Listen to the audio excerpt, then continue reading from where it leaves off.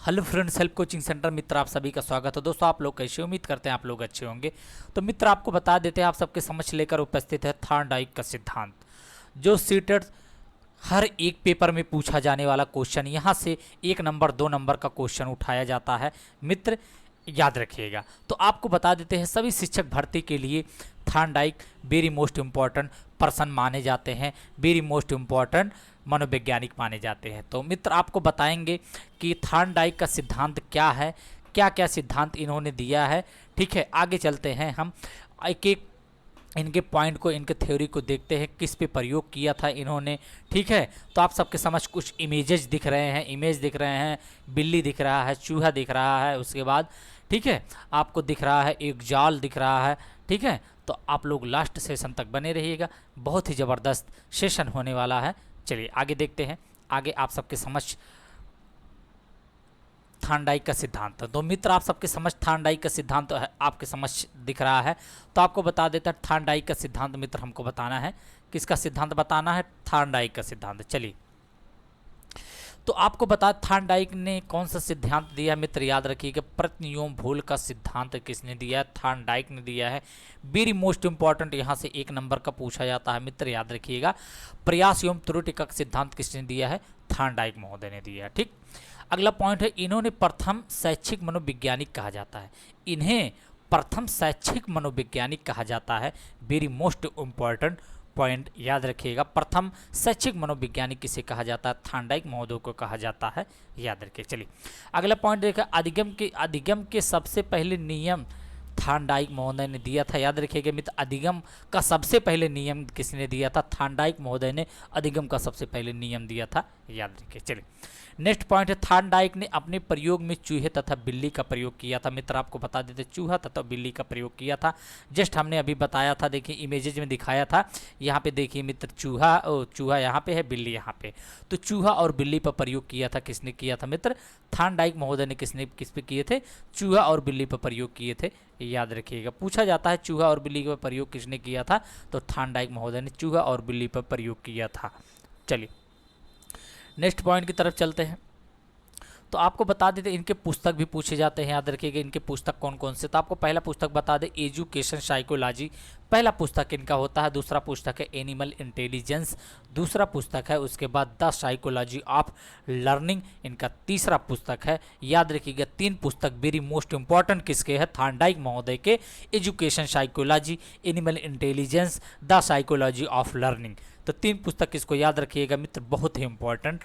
ठीक है, पॉइंट आप सबके समक्ष लेकर उपस्थित हुई है। यहाँ से बाहर थॉर्नडाइक नहीं पूछा जाता है, लास्ट सेशन तक बने रहिएगा, जबरदस्त सेशन होने वाला है थॉर्नडाइक से। चलिए आगे देखते हैं नियम। तो मित्र आपको बता देते, इन्होंने 2 नियम बताया है, कौन कौन से नियम बताया है, तो आपको बता देते हैं नियम इन्होंने। एक पहला है इनका मुख्य नियम होता है, और दूसरा कौन सा नियम है, गौण नियम है। याद रखिएगा थॉर्नडाइक महोदय ने पहला नियम कौन सा दिया, मुख्य नियम, और दूसरा नियम गौण नियम दिया है, याद रखिएगा। चलिए तो आपको बता देते हैं एग्जाम में कैसे पूछा जाएगा कि थॉर्नडाइक ने कितने नियम दिए, तो आपको बताना है कि 2 नियम दिए थे। ठीक, आगे चलते हैं, इनके प्रकार भी हैं, नियम के प्रकार है। उसके बाद थ्योरी में लिखा गया है यस आर थ्योरी के नाम से, इनकी थ्योरी को यस आर थ्योरी के नाम से जाना जाता है। यस आर थ्योरी मतलब, यस मतलब स्टिमुलस होता है, उद्दीपन होता है, और आर मतलब रिस्पॉन्स होता है, अनुक्रिया होता है। ठीक, चलिए तो याद रखिएगा यस आर थ्योरी के नाम से, ठीक है, इनके थ्योरी को जाना भी जाता है, याद रखिएगा। चलिए नेक्स्ट पॉइंट देखते हैं, नेक्स्ट पॉइंट सिद्धांत। चलिए सिद्धांत क्या है, संबंधवाद का सिद्धांत इन्होंने दिया है।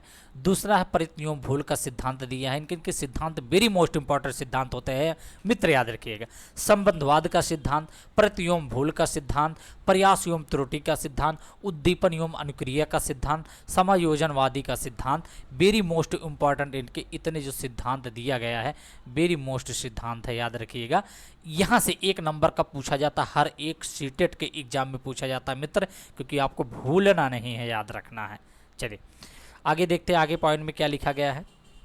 चलिए आगे, तो आगे में आपको बता देते हैं, नोट में याद रखना है मित्र, नोट में प्रयत्न भूल के सिद्धांत को संयोजनवाद और संबंधवाद का भी सिद्धांत कहते हैं। प्रयत्न भूल करना मतलब प्रयत्न मतलब प्रयास करना, योम भूल जाना, सिद्धांत को समायोजनवादी और संबंधवाद के सिद्धांत के नाम से जाना जाता है मित्र, याद रखिएगा। चलिए, उसके बाद आपको बता दें मुख्य नियम कितने प्रकार के होते हैं, तो आपको बता देते, पूछा जाता है, वेरी मोस्ट इंपॉर्टेंट, इसको नोट डाउन कर लीजिएगा, अपने कॉपी और पेन लेकर नोट डाउन कर लीजिएगा, जो लोग सीटेट की 2024 में तैयारी कर रहे हैं। चलिए, तो पहला आपको बता दें अभ्यास का नियम। ठीक है, मुख्य नियम में 2 नियम होते हैं, पहला कौन सा, अभ्यास का नियम, और दूसरा आपका तत्परता का नियम। वेरी मोस्ट इंपॉर्टेंट है, डायरेक्ट क्वेश्चन पूछा जाता है, आप लोग पेपर दे के जाएंगे, खुद याद करेंगे हाँ पूछा गया था कि नहीं पूछा गया था। लास्ट सेशन में बने रहेगा, छोटा वीडियो बड़ा धमाल होने वाला है। चलिए, उसके बाद अभ्यास का नियम और दूसरा तत्परता का नियम, ये याद रखिए। तीसरा है उसके प्रयास, प्रभाव एवं परिणाम का नियम।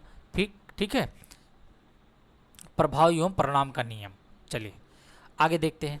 उसके बाद गौण नियम, यहाँ पे देखिए 3 नियम होता है मित्र। ठीक है, यहाँ देखिए भूल गए थे, अभ्यास का नियम, तत्परता का नियम, प्रभाव और परिणाम का नियम। मुख्य नियम के अंतर्गत कौन से 3 नियम आते हैं, याद रखिएगा। चलिए अगला पॉइंट आप सबके समझ, अगला पॉइंट देखिए, अगला पॉइंट है गौण नियम। गौण नियम 5 प्रकार के होते हैं, कौन से, बहुप्रतिक्रिया का नियम, मनोवृत्ति का नियम, आंशिक नियम, आत्मिक किरण का नियम, सहचर का नियम। वेरी मोस्ट इंपॉर्टेंट, 1 नंबर का क्वेश्चन यहाँ से पूछा जाता, लिया जाता। आंशिक नियम कौन से नियम के अंतर्गत आता है, गौण नियम के अंतर्गत आता है कि मुख्य नियम के अंतर्गत आता है। तो आपको अगर पढ़े रहेंगे तो मालूम रहेगा कि आत्मिक किरण जो है गौण नियम के अंतर्गत आता है, तो याद रखिएगा, वेरी मोस्ट इंपॉर्टेंट। ठीक है, पॉइंट था थॉर्नडाइक का। चलिए आगे देखते हैं मित्र, आगे इन्होंने किस किस पे प्रयोग किया था, पहले प्रयोग देखेंगे। प्रयोग आपको बता देते हैं, इनका था बिल्ली था, याद रखिएगा, प्रयोग थॉर्नडाइक ने बिल्ली पर प्रयोग किया था। महत्वपूर्ण यहाँ पे देखिएगा, भूखी बिल्ली थी।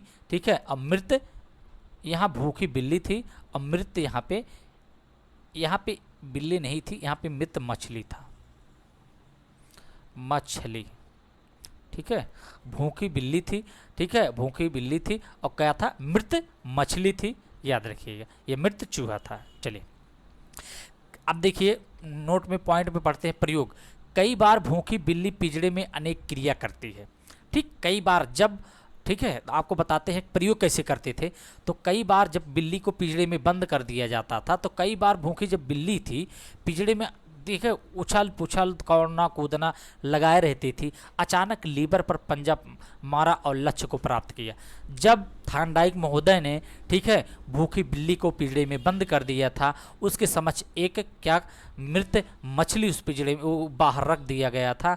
उसके बाद जब भूखी बिल्ली मछली को देखती है या चूहे को देखती है, ठीक है, वो खाने के लिए बार बार उसमें पिंजड़े में घूमती रहती है, दौड़ती रहती, घूमते, अचानक उसको एक बार पिंजड़े में जहाँ पे लीवर बना होता है, जो खटका होता है, खटका इसे दबेगा तो खटका खुल जाता है, तो वहाँ पे दौड़ते दौड़ते एक बार उसका पंजा उस लीवर पे पड़ता है, तो लीवर खटदे खुल जाता है, उसके बाद मछली को प्राप्त कर लेता है। ठीक है, चूहे को खा लेता है। ठीक है, तो याद रखिएगा, ऐसे बार बार प्रयोग करते करते करते करते बिल्ली एक दिन इतनी समझदार हो जाती है कि वही खटकों को, जब भूख लगता था तो वही खटकों को ऐसे दाब देते थे, उसके बाद बाहर आके वो अपनी चूहा को खा लेता था। तो याद रखिएगा, इसी को कहा गया अनुक्रिया के द्वारा उद्दीपन को प्राप्त करने को प्राणी सीख जाता है।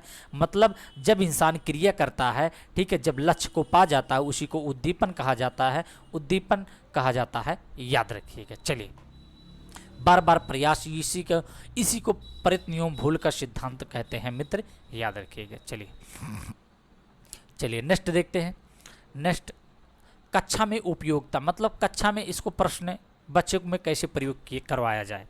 तो बच्चों से बार बार प्रयास करवाना चाहिए। ठीक है, क्योंकि बार बार प्रयास करेगा, 1 बार गलती करेगा, 2 बार गलती करेगा, 3 बार गलती करेगा, 4 बार गलती करेगा, लेकिन 25, 26, 27 बार में वो सीखेगा जरूर, यही थॉर्नडाइक महोदय कहते हैं। चलिए, बच्चों से त्रुटि संभव हो सकता है, जब तक बच्चा गलती नहीं करेगा तब तक उस चीज़ों को बारों में सीख नहीं पाएगा, याद रखिएगा। उसके बाद शुद्ध उच्चारण बालक इस सिद्धांत है, यही सिद्धांत सिखाता है। तो याद रखिएगा, जो बच्चे में शुद्ध उच्चारण होता है, बार बार, ठीक है, भूलेगा प्रयास करेगा, भूलेगा प्रयास करेगा, इसी, ठीक है, इसी सिद्धांत के अंतर्गत बच्चा सीख जाता है। ठीक है, चलिए आगे देखते हैं। चलिए अगला पॉइंट देखते हैं, वेरी मोस्ट इंपॉर्टेंट पॉइंट, और लास्ट सेशन तक बने रहे इसके लिए बहुत बहुत धन्यवाद मित्र। आगे देखते हैं। चलिए बहुकारक का सिद्धांत थार्नडाइक ने ही दिया है। वेरी मोस्ट इंपॉर्टेंट, एक नंबर यहाँ से मित्र पूछ लिया जाता है। बहुकारक का सिद्धांत किसने दिया है, तो याद रखिएगा थार्नडाइक महोदय ने दिया है। और इसी को बहुखंड का सिद्धांत भी कहते हैं। किसका, बहुखंड का भी सिद्धांत कहते हैं। बालू का सिद्धांत एवं परमाणुवादी सिद्धांत भी बहुकारक सिद्धांत को कहा जाता है। याद रखिएगा, बालू का सिद्धांत या परमाणुवादी सिद्धांत को बहुकारक का सिद्धांत के नाम से जाना जाता है। तो मित्र यहीं तक थार्नडाइक थे, यहीं से इम्पोर्टेंट, इतना ही इम्पोर्टेंट क्वेश्चन बनाया जाता है थार्नडाइक महोदय से। ठीक है, प्रयत्न एवं भूल का सिद्धांत किसने दिया था, कौन कौन से मुख्य नियम है, कौन कौन से गौड़ नियम है, इससे बाहर कुछ नहीं थार्नडाइक से पूछा जाता। आप लोग पेपर में जरूर से देख के जाइएगा थार्नडाइक महोदय को। लास्ट सेशन तक बने रहे, तब तक के लिए धन्यवाद। नेक्स्ट वीडियो मिलते हैं, नए सिद्धांत को लेकर उपस्थित होते हैं, नए मनोवैज्ञानिक को लेकर उपस्थित है। तब तक के लिए जय हिंद।